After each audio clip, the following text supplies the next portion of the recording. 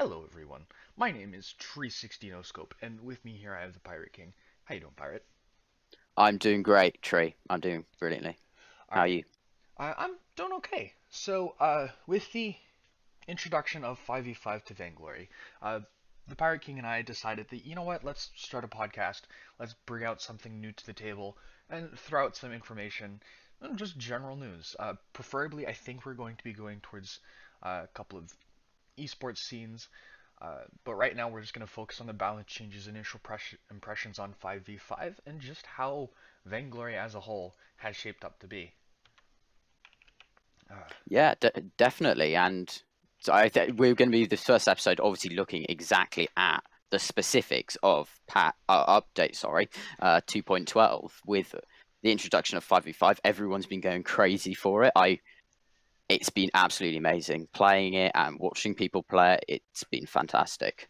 no, it has, and I mean, obviously you're kind of playing at a slightly higher level than I am. By the way, just for general information, at the time of this video, I am a tier 6 bronze in NA, and Pirate is a tier 10 bronze in EU. So slight skill gap, but uh, it's still fun. I mean, with the average standard of EU players of Vainglorious Bronze, I wouldn't say it's that much of a skill gap, Tree. Oh God, don't even get started with that. I'll throw you enough shade for that later.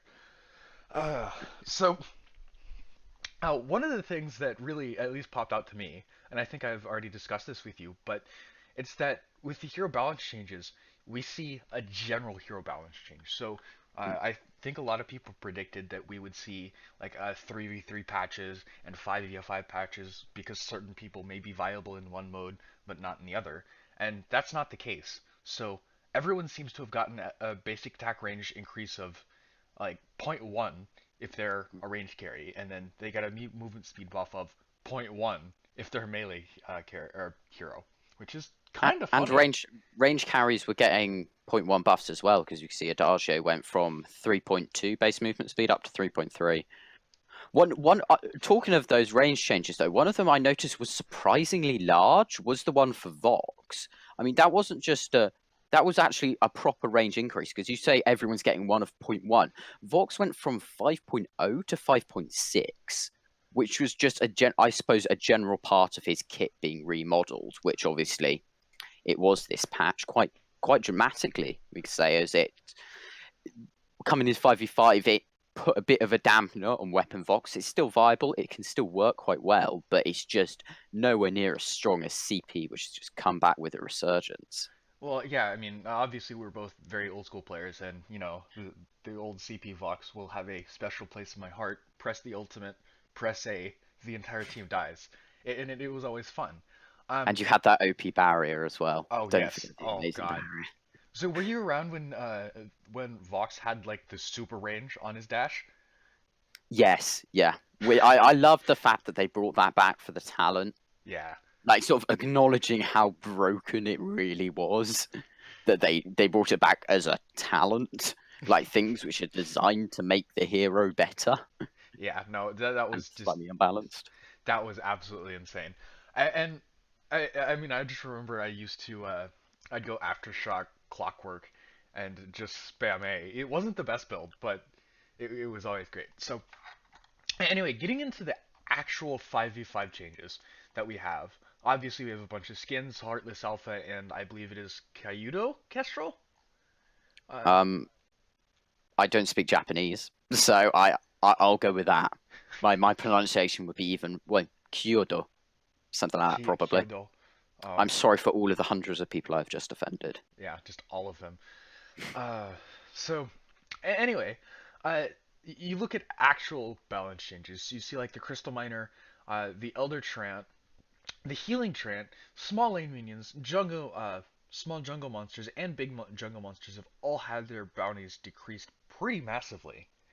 Uh, I mean, it seems like they're trying to go scale into the late game, actually allow games to play out in both 5v5 and 3v3, which I find kind of interesting. Yeah, I like that because I felt like 3v3 and 5v5 could be very snowbally modes. Otherwise, in particular, 5v5 could almost be worryingly snowbally if you did keep some of those bounties as high as they were. and that obviously would make games were shorter and would sort of put an end to later game compositions, which if they want early game compositions that have a great viability, as we've seen Koshka as being very strong currently, and also Flickr as well as having a massive resurgence. But they also want to allow late game compositions to be viable. And with gold bounties as high as they were, they probably felt that those late game compositions just couldn't scale enough. Well, it's an interesting point though because it also kind of does hurt the super snowbally teams, right? Because if you're incredibly good at snowballing, you simply close out the game faster. You're gonna have more CS, you're gonna have more kills, and as long as you don't give anything over, you're going to hit those item spikes much faster now, or well, before than you will now. Uh, so now it kind of lengthens out that game, gives people more time to kind of breathe, strategize, and actually play a game as opposed to just continuously team fighting over and over again. Now, so we get into the actual heroes though, and it's quite funny because you see a lot of times just the general balance changes are stuff that just tries to focus on the viability in 5v5. The thought is that okay, well maybe we might be over tuning things or under tuning things, but we're just looking at the things that are specifically so broken that we almost don't want it in the game anymore. And I swear that SCMC just wants to delete like Blackfeather from the game. Yeah, definitely. Blackfeather's now got a lot more poor matchups than he used to because of his kit getting changed. Obviously, it was humongous changes, and we've always said that the only way Blackfeather could possibly fall out of meta is if they changed his kit, and they finally did that. So, like taking away, well, firstly reducing the barrier on point, taking away the slow from his on point, increasing the cooldown on his Rose offensive, changing the weapon scaling on the execute damage from his Feint of Heart. It was massive changes to Blackfeather, and he can still have success in diving squishier backline carries, but melee matchups now are horrific for him. Before he could sort of work into a rhyme and a crawl. Now those matchups are just a nightmare for him because he doesn't have that slope to help him kite away. Well, that and just the cooldowns, like as you said, the Rose offensive went from 30 seconds to 50 seconds. That's a proper ultimate for what to me seemed like almost a random ability 3. And the slope being gone, again, he can't stick to anyone. It's very sad. Mm. He still So, does have very good damage potential, and obviously Res Offensive being still such a great ability, even if it is on a longer cooldown. I think it's definitely more encouraging people to max a Feint of Heart over a Rose Offensive because Rose Offensive max, if you notice, if between because it goes from 55-second cooldown to 50-second cooldown, that's in the end not very much of a change from maxing your ultimate ability. So you'd be much better off maxing that Feint of Heart and on point on Blackfeather right now. yeah, you absolutely would. Now, speaking of another hero that pretty much everyone said have would basically be permanently meta unless something major happened to her. Look at Lyra. So Lyra, they decreased the health scaling, uh, reduced the amount healed per second from was it the max being 175, cutting it all the way down to 95 healing per second. And yeah, the cooldowns went down just by a little bit if you fully max out the Imperial Sigil, going from 8 seconds to 7 seconds. But it just seems like the kind of like super support sit in lane, let like a Saul push a single lane just doesn't exist anymore. Yeah, it's definitely choosing down, and then obviously Bright Bulwark being changed as well with it no longer it silencing move abilities from within it. It sort of acts a bit like a gauntlet. If you try and dash into it, it still stops you. So it's still effective in that aspect, but just chucking it down in the middle of a fight is now less effective. She's going to be less effective against stuff like that Blackfeather, where previously she chucked it down, she shuts down his entire kit. Same with Arden. But now it's only if Arden tries to leave this bulwark, which she's effective. So it's definitely a tone down in her power. She'll still obviously be meta because of great healing and great abilities, but it does allow other healers like Adagio to come more to the front of the meta. So, Speaking of the actual 5v5 meta, I mean, I've played a little bit, and I've noticed that you see things like Kroll, Koshka, Glaive, at least for me being the forefront, and I've heard that you've had some success on Baron, but what have you really been focusing in on as probably the best picks in 5v5? I never thought I would say this, but Flicker is amazing. Genuine, I never thought those were words which would ever come from my mouth because he's just has a bit of such a meh kit, but he is genuinely if your team can execute an early game playstyle, and I played against it was Palmatoro playing a weapon Flicker along with Leon, Justman, I'm the Doom, and his true sight now he has it. For those who haven't maybe paid as much attention, now when he stealths, he gets true sight, so he can see where everything is on the entire map, which is incredible in the early game because it just allows you to set up so many brilliant ambushes, and you can just run amok in the enemy's jungle. Well, I mean, you think about that, like, simply just having vision of literally everyone is kind of a broken ability. That's quite ridiculous just to just be able to say where everyone is at all times. You keeping track of a jungler? Well, doesn't matter. I know where they are at all times. I can see them on the minimap. They're trying to yank us. All right, let's just take a couple of steps back. You don't even need to use scout cams. Like I swear, Flicker just what's the point? You only need to watch if someone's taking a dragon, but even then, you can see it. Yeah, exactly. I mean, it almost completely prevents your team from doing any sort of sneak objective take against a flicker because you know that he will be in stealth at some point. He will see you on the minimap all gathered around Blackclaw or Ghostwing. So you just never be able to sneak that. He's become a better version of Fortress, basically, because they both do very similar jobs of being very heavy engage heroes and only having initiation. And with some of the changes to Fortress's kit, his attack of the pack cooldown was increased from 60 at max level to 100, which is again a pretty. I mean that's a 60% increase, so that's pretty massive. And although Truth of the Tooth and Law of the Claw, his A and B abilities did get buffed, Flicker's just now a superior, just straight up engaged captain with this true sight. It's just excellent. Well, I mean, you want to talk about for just a little bit to have vision of every single hero, which he gets for about half a second. He has to have his ultimate. Mm. Flicker doesn't even have to take any abilities, just sit in a bush and sees everyone. Like, what? Mm. Yeah, I think that's personally. I think SEMC have maybe tad overdone it with that one. I get introducing it on the Mooncloak because the problem with Mooncloak before is you could all stealth enemies off your minimap and you have no clue where they are. So you just race the entire Mooncloak running around the map trying to find them, which is obviously would be a massive problem in 5v5. But what they've done with the True Sight on the Mooncloak, I like that because it will allow you to properly take advantage of what could be a very, very impactful ability in a 5v5, just stealthing someone from across the map. Right. But then I think introducing on his perk, that's really strong. See, yeah, I agree. If when not if, but when Flicker gets nerfed, because he's a meta hero that has two abilities. It's pretty. I agree with that. It's pretty much going to go most likely to True Sight just in his ultimate, and just only be able to see abilities that way.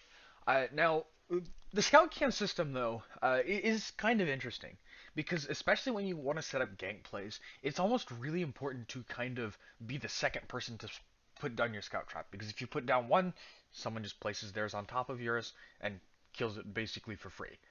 Uh, and I've noticed that a lot of times people are almost really hesitant to put it in the high contest areas, um, at least a little bit earlier into the game, because then someone just, again, same thing, walks in, takes down your scout cam, and you now have no vision. Yeah, and also it gives a real advantage into laners who can trade well because what you can do is you can just trade well. And if you have vision on the enemy scout cam, you can then take it out. Now you have a massive vision advantage in that bush because if you're trading well, they can't get forward to place their own scout cam anyway. So it adds a really good another dimension to the vision game, which I really like. Well, it's also interesting though because you do have heroes that really want to play defensively, right? So like for example, we've seen Lance go into a lot more lane matchups than he would in 3v3. Thank God to the plus 15 health book changes. But a lot of times he'll get poked out by literally everyone, and there's nothing he can do about it. So you just kind of sit under turret, wait and wait and wait, and just hope to get farm. And now you're in a lane matchup that you've automatically lost. You just have to hope in the late game that you're impactful enough to counter your lane matchup. Yeah, definitely. And lane trading is now so much more important than it was previously. Like before, lane trading was definitely important, but now it just takes on that whole other level. Being also sensible rotations out of the lanes to pick up some sort of buff, in particular mid lane rotating to take a CP buff. That can be massive because if you can pick up a CP buff at the right time when the enemy laner doesn't have one, that's a massive advantage if you go into a fight, and you can really force people back from that. Well, see, you talk about that, and I've noticed that the jungle's kind of a weird experience right now because it seems like the most optimal strategy is to give the people that can really out trade and put down damage, make sure that they have the buff almost at all times. But you also need to balance that out with the fact that you're a jungler, and that's where all of your gold, all of your experience comes from. And you've seen a lot of people just kind of go for a League of Legends esque. All right, here's a little leash. Let me give you the crystal buff because crystal buff is so close to the mid lane. Uh, Mm. and then basically just use the red buff, clear everything else out, and go ahead try and win that way.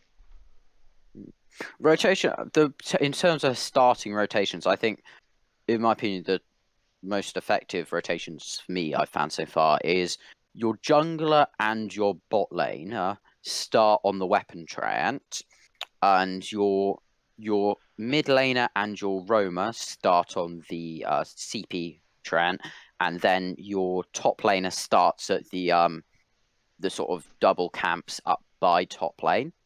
And what you do is if it for mid laner and captain, you take out the CP treant, giving it to the mid laner, presuming the mid laner is CP. Even if the if the mid laner isn't CP, you probably give that to the captain because they can do some captains can do pretty respectable damage in the early game, Yep. particular ones like a Darjo and Arden. And then you rotate onto those doubles. That allows your mid laner to hit level 2s. And obviously, if they have some sort of dash ability like Varia, it gives them a bit of escapability from ganks. Then obviously, and then your bot laner and your jungler go from weapon treant, giving it to the jungler because it massively increases clear, and then go straight onto the gold toad, and then to the doubles, then to the bot lane, and try and maybe set up a gank on bot lane. Because if you do that, because basically every time you take gold toad, you want someone to be there with you because it's so much ambient gold. It's I think 175 ambient gold just Yeah. sort of after it spawned, which is a crazy amount of ambient gold. That's over halfway to a tier 1 item just from taking one big camp from ambient, which is so you need to. It's all about maximizing ambient gold gain in the jungle right now. Yeah. No, I do agree with that. And it's funny because not everyone has understood how to actually properly gank in 5v5. There's so many different areas that you can gank from because like for example in like League of Legends, uh there's really two main ways, or there are kind of three main ways to kind of attack. You have the river attack, one coming from your own lane and just using the side bushes to push forward and then get a cheeky gank, or depending on the lane, you can find ways to get behind the enemy laner. But in Vainglory, you have the side attack, you have the behind attack, you have multiple ways to attack from behind. Uh, you can also attack from the front. You can have multiple people rotate down incredibly quickly because you have the river buff. Uh, but you notice that most people generally aren't actually that rotate heavy, especially in the early game, because no one does it well. It's just such a hard thing to do right now because no one's played the map enough. And I feel like as we get further into this game, people are going to start getting more aggressive. Glaive will be more of a priority pick, just things that can stun over the wall, uh, and just go for harder stuff closer to the turret. Mm. Yeah, and obviously with the changes to stuff like minion candy as well, you can no longer because minion candy's gone up from 50 to 100 gold, basically killing most of the situations you would potentially build it before, because you just build it as just a sort of little thing you can just shove on the lane minions, then rotate. That's just not possible now because it just costs way more gold. That's no longer efficient strategy. So it's all about trying to set up slow pushes in your lanes, getting a captain minion advantage over the enemy. So that the key with the slow push is to make sure that the enemy don't notice it's happening until it's right on top of their turret. 2 captain minions there, like 10 other minions, and then suddenly their turret's gone. Well, I mean, generally the way that a lot of 5v5 games will do it is that you generally want to go for like a 1-3-1, right? One top, three mid, one bot.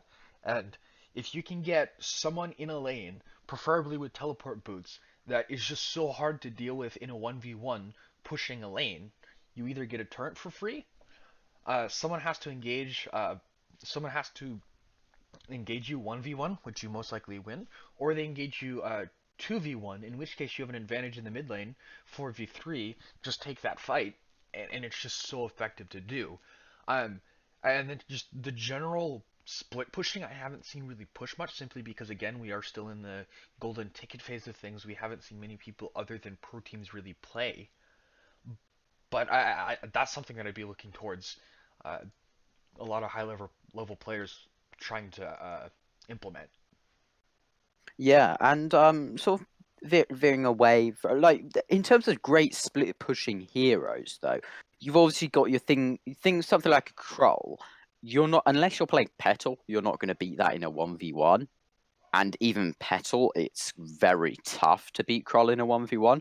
So Krull is obviously a monster at split pushing. And then you also have things like your Rona, which, while beatable in a 1v1, is still very hard to beat in a 1v1. And then obviously the utter beast of it all is Saw. Yep. Just incredible lane clear, incredible turret taking pressure. He just has so much potential as a split pusher, and he can just be so dangerous because if you leave him alone in a lane for a second, he can take your turret just because of how his kit works. And with some of the buffs he got as well, like his range increase was more than a little one range increase like everyone else was getting. He got a proper 0.3 range increase, I which he makes him even stronger. that's I believe that's not true. I'm pretty sure he got a bit higher than that. He got Oh no, it was a point 0.3. You are correct. Okay.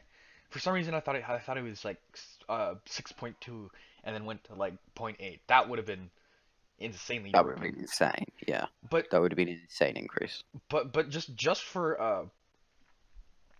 for as a general note, Saul now has a longer basic attack range than Adagio. That to me is pretty mind-boggling. Like uh just because of how Oh wow, yeah. good the ranges are now on most heroes, you have some people that basically lose matchups or win matchups that they previously wouldn't have. Again, like for example, Gwen. Went from like 5.3 to 6.2, like almost a full one increase in basic attack range. And so, yes, while everyone else is getting slightly higher and slightly better, uh, you're allowed to actually play out matchups completely differently. For example, Saul can outrange people. I think he outranges nearly everyone except for like a fully ion cannon build Baron. Yeah, and obviously not including poke abilities. Yeah, I obviously, yeah. can't I can't see any.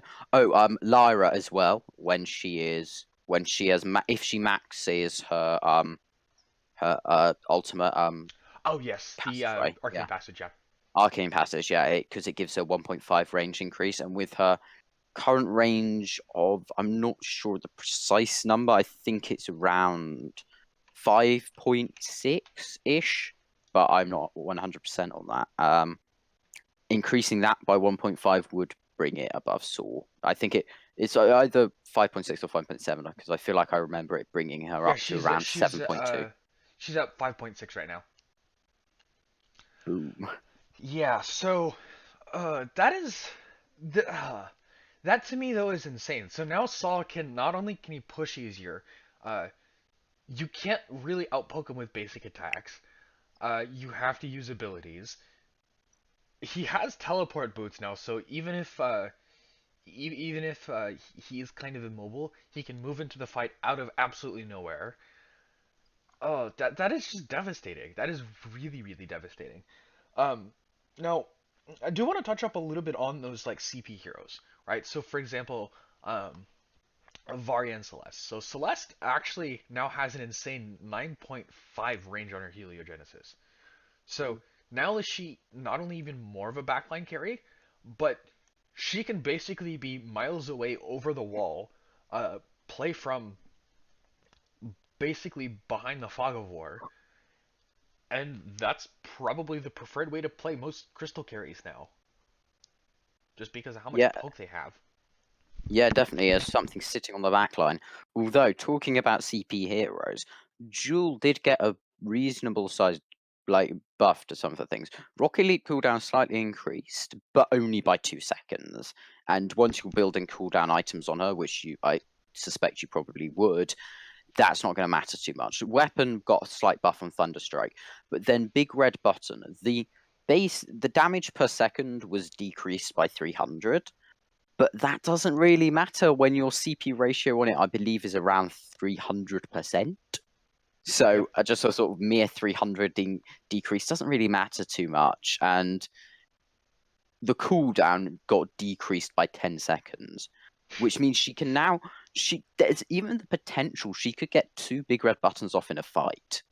If you have enough cooldown items, obviously not including buying an echo, which obviously would mean you could, but there's massive potential there for a devastating wombo combo composition, especially with stuff like Adagio being quite popular because of his range increases, and it's much easier for him to channel his ultimate.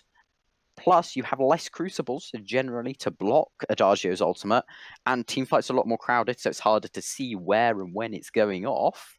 I mean, it's hard. It's pretty easy to see when he's doing it, but the precise ring of where is harder to see. So there's potential for amazing wombo compo composition with something like a Jewel, an Adagio, a Batiste, and then some weapon carries to back up with a little bit of split pushing damage. Then that could be devastating if executed correctly. Yeah, and a lot of these comps, I believe way back when you'd have like the triple stun compositions, right? Where it would be like Finn would hook someone into a Castrol active camo, and then Celeste would stun them, and then you just basically delete the entire team in 4 or 5 ability combos. Uh, I honestly expect to see a lot more of that, right? So if you can simply catch out one person, focus all your damage onto that person, and then disengage, it's now a 4v5. Yes, maybe you've wasted a bunch of major cooldowns, but you still theoretically should win that fight. And just getting those single off picks are going to be hugely important simply because you don't need too many people to actually go for objectives and actually delete it. So if you have all 5 people getting a pick and then go, for example, going after Blacklaw, there's almost nothing the enemy team can do other than trying to re-engage onto you. And, and that's just almost a vain hope. Yeah, it really makes you realize once you get into 5v5 and you play against some of these crowd control heavy compositions, how much crowd control Vainglory can have. I've had a couple of team fights where I've had one stun catch me out at the start of the fight. I feel like I've been stunned for the next sort of 3 seconds, and I was playing something tanky, so I was still alive. But sort of being out of a fight for 3 seconds, it's absolutely devastating. Even if fights do go longer, the amount of CC which you can chain together is actually pretty incredible. I mean, it is. I mean, I've seen a lot of I've seen a lot of people. Honestly, they've reduced the amount of reflex blocks that they build. It's really quite funny because it seems like okay, oh yes, I understand that Catherine has a couple of stuns that can destroy me, and oh yes, I understand that there are massive abilities. For example, if I'm a roam, that I need to be able to crucible. But it just seems like there's just so many that most people hope to kind of tank through them and just kind of ignore them because oh my gosh, I need more damage. It's really kind of a funny we're in a funny point because no one knows what's actually worth a reflex block anymore. Mm. Yeah, exactly. It's much harder to prioritize what you want to reflex block, and that's just become so much more important with fights. Do I reflex block this lance stun, which I don't feel is too influential, but someone could come over the wall and afterburn me, and then I'm stunned for longer, and I keep getting stunned and stunned and stunned. Or do I reflex the Atlas because I know I need to reflex the Atlas for us to win this fight? So it's just that instant micro decision making, which is very difficult. Well, and it's definitely a massive step up from 3v3 micro decision making. Yeah, no, it absolutely is.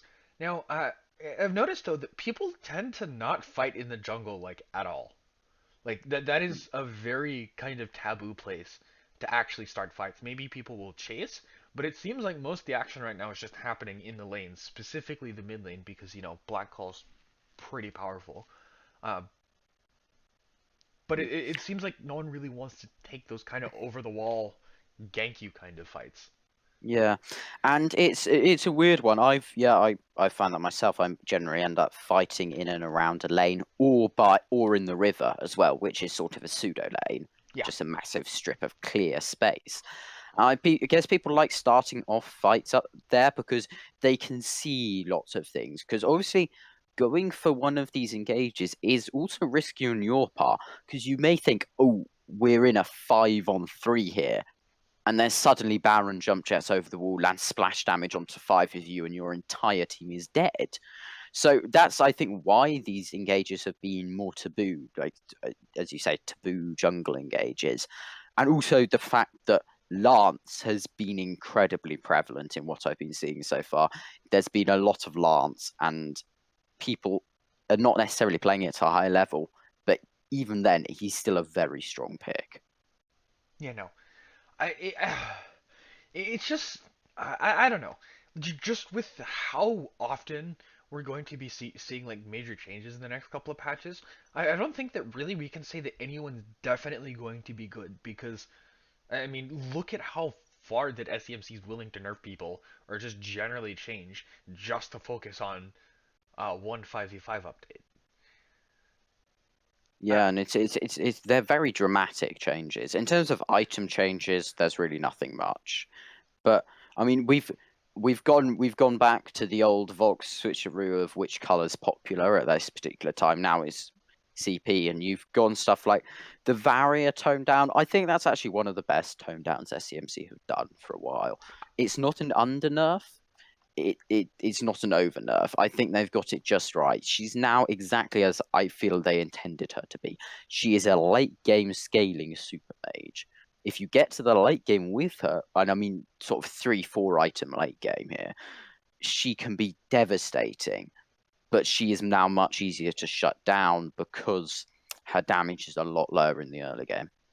Well, yeah, not only that, but it's interesting because she actually didn't get that big of a range increase. I mean, she has a bigger range than Vox, being, with Varia having a 6.2 range, but it's not like she's going to outtrade most other most other uh, actual ranged heroes. She's just simply just going to try and get her spear, hit a couple of people, and use that as her main source of damage. I really do like what they've done with her. Now, I do want to get into this one because I find I find what they did to Stormguard Banner quite a bit funny. So, in a couple other games, specifically League, because I've played a little bit of League, and I'm somewhat biased to it. The way that they work is that you have an ability called Smite. It's a summoner spell, so you have it automatically at the start of the game, and you can buy jungler items off of that. Stormguard Banner seems right now to be the equivalent the Vainglory equivalent to a jungler item.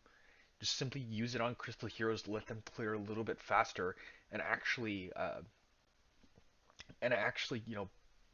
do something in the early game other than just hope that your one ability does some damage. Yeah, and I definitely think it's good on stuff like Attacker, just to help you clear through that initial jungle a little bit quicker. I don't think we'll see lots of upgrading it into Storm Crown at all. I think it will definitely be an item which is brought and sold off, although its sell price has been reduced, but that's because its buy price was reduced, so you'd expect Yeah. that. I think Stormguard Banner will definitely, sorry, pardon me, take an increase in popularity. The same won't happen to Stormcrown because it's too much of an investment for, in my opinion, not enough of a gain. It's because it has a lowered effectiveness against heroes and structures now, which is really weakening a lot of its appeal. Because you're not going to buy a Stormcrown simply to help you clear jungle. If your clears that bad, you probably shouldn't be in the jungle if you need a full Stormcrown to actually clear the jungle properly. But what, because I feel Fortress is much stronger as a sort of damage building roaming hero than a specific jungle taker now. Well, I just don't feel full Stormcrown's ever really going to be built. well, I mean, if you think about assuming that everyone and their mothers tries to take every hero into the jungle, I really don't see anyone who would take Stormcrown other than maybe Taka, well, Stormcrown Taka, but it just doesn't seem like an item that really anyone would want. I would honestly prefer it if they did like some sort of activatable on it, right? Make it more of a captain item. Give what captains one more button to press in the middle of team fights. That's so cruel. You just want captains to have a harder time in already very chaotic team fights. There's a few things which I feel like they need to do though. One of which is increase the range of Fountain because we stuck with the 3v3 range Fountain, Yeah. which is great for 3v3, perfect for 3v3. Now we're in 5v5 team fights. It's really hard because as a roam, you may be peeling for your Varia, but then you need to basically boots pretty much to get in range to fountain your jungler who's aggressively dying on the back line, whilst also trying to keep in range of your Varia who's kiting back. And while that problem can sort of be solved by having two fountains, that's a massive investment taken away from damage, and even then, that's not completely solving the problem. I think Fountain needs to definitely have a decent sized range increase, as I feel with most activatables. Well, so most activatables, I feel like, so for example, Crucible is obviously one of the ones that I think would be just as, if not more important than the Fountain. But it plays kind of a funny line in that if Fountain is increased in 5v5, the standard has now been set that the range of Fountain is going to be increased in 3v3. So now we're going to see like cross map Fountains. All right, I'm in my spawn. Uh, my teammate's in the middle of the jungle. I'm just gonna press Fountain. It'll reach him. We'll be good. But I feel like in 3v3, it's already pretty hard to be out of Fountain range. It is. Like simply because there's three people usually going in the same direction, either kiting backwards or diving in. So it's really hard to be out of range for that. Whereas in 5v5, there's 5 people, obviously. So it's much easier to get out of range of stuff like fountains and crucibles, whereas stuff like blast tremors can hit your people when you're not within range of them, and I think it can definitely be better. It can. Uh, so as we kind of go further into 5v5, obviously we're going to see this meta develop. Main heroes really start to rise in. Obviously, again, we're going to see some changes between now and the time that the golden tickets reduced, but or all right, 5v5 is publicly released to everyone, but who do you really think is going to be like that hero? The hero that we're saying, oh my gosh, this guy is like the guy. This is the 5v5 hero, the one that makes it almost kind of puts it all together. It's really tough to say that one. I genuinely do think it's really tough to say. Things like Lyra, even with her nerf, have the potential to be stuff like Baron as well. Currently, Flicker far too strong. So I'd say he could definitely be one of them. But in the end, I do genuinely feel like it will end up being Arden, simply because he never ends up not being meta. There's always a situation you can pick an Arden viably, and Gauntlet is an amazing ability. It is an absolutely incredible ability. Just being able, if you place it in the right place, you just single-handedly win a team fight. You don't even need to land stuns anymore. Just whack it down. You can completely split the entire enemy team. it's an amazing ability, and just simply on the basis of that, and Vanguard, which I think together give him the best kit in the game, personally, in terms of base abilities.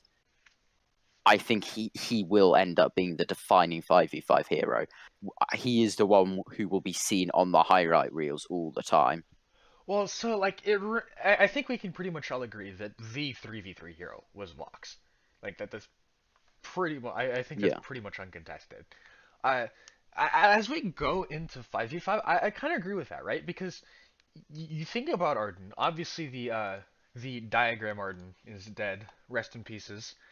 But you just have so many things that you can do. He's very much a Swiss Army knife, and I'm looking really towards what roamers like him do.